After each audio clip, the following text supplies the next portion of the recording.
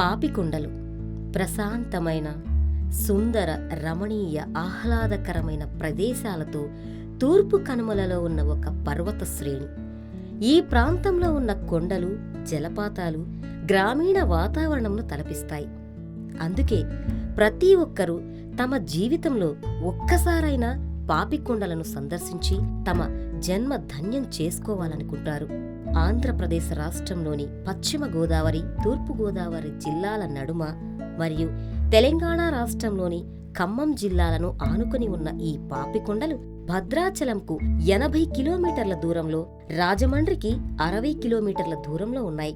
చుట్టూ గోదారమ్మ పరవళ్లు, పచ్చటి పర్వత శ్రేణులు, ప్రకృతి సోయగాలు, గిలిగింతలు పెట్టే చలిగాలులు, కొండల మధ్య అందమైన సూర్యోదయం, అంతకంటే అందమైన సూర్యాస్తమయం, రాత్రిళ్ళు వెదురు గుడిసెల్లో బస, మధ్యలో క్యాంప్ ఫైర్, గోదారమ్మ ఒడిలో స్నానం — ఇవి పాపికొండల ప్రత్యేకతలు.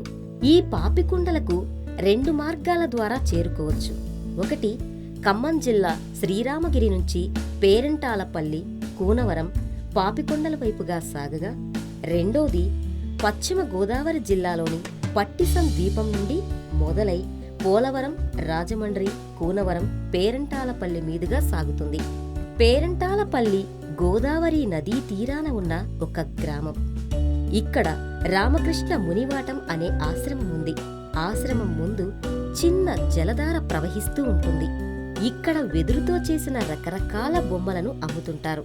పేరంటాలపల్లి నుంచి లాంచీలపై మరొక 5 కిలోమీటర్ల దూరం వెళితే పర్యాటకులను పరవశింపజేసే పాపికొండలు దర్శనమిస్తాయి. భద్రాచలం వద్ద సుమారు 2 కిలోమీటర్ల వెడల్పు ఉన్న గోదావరి పాపికొండల వద్ద చాలా తక్కువ వెడల్పులో 2 కొండల మధ్య ప్రవహిస్తూ ఆ వాతావరణానికి మరింత రమణీయతను తెచ్చిపెడుతుంది. కొల్లూరు పాపికొండల ప్రక్కన ఉన్న చిన్న గ్రామం. అందమైన చిన్న చిన్న గుడిసెలతో ఇక్కడి ఇసుక తెన్నెలు చాలా చూడముచ్చటగా ఉంటాయి. ఈ ఇసుక తెన్నెలపైనే ఇక్కడికి వచ్చిన పర్యాటకులకు భోజనాలు ఏర్పాటు చేస్తారు. ఇంత చక్కటి వాతావరణంలో భోజనం చెయ్యటం పర్యాటకులకు మరిచిపోలేని అనుభవం. యాంత్రిక జీవనానికి విసిగి వేసారిన జనాలకు చక్కటి ఆహ్లాదాన్ని పంచే పాపికొండల విహారం అద్భుత జ్ఞాపకాలను మిగుల్చుతుంది. Like and subscribe Eagle Media Works.